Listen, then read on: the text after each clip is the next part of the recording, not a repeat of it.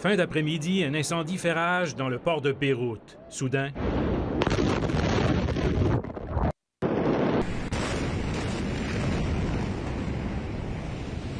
une puissante explosion qui provoque un gigantesque champignon dans le ciel propulse au sol tous ceux qui filment l'événement. Les immeubles tremblent et les vitres sont brisées à des kilomètres à la ronde. C'était comme une bombe atomique, a déclaré un résident qui vit en face du port, qui ajoute que tous les immeubles environnants se sont écroulés. Le souffle est si puissant qu'il est ressenti jusqu'à l'île de Chypre, à environ 200 km de là. Dans les rues, les habitants sont complètement déboussolés, certains couverts de sang. Au port, des carcasses de voitures s'empilent les unes sur les autres.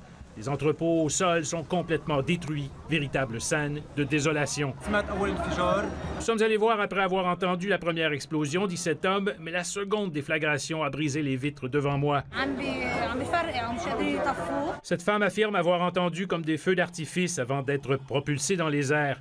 Le ministre de la Santé a indiqué que les hôpitaux de la capitale sont tous pleins de blessés, qu'il faut diriger les autres victimes vers des établissements de la banlieue. Le premier ministre Hassan Diab a décrété un jour de deuil national. C'est une catastrophe, dit-il. Les responsables vont en payer le prix, sans toutefois mentionner les causes exactes du drame.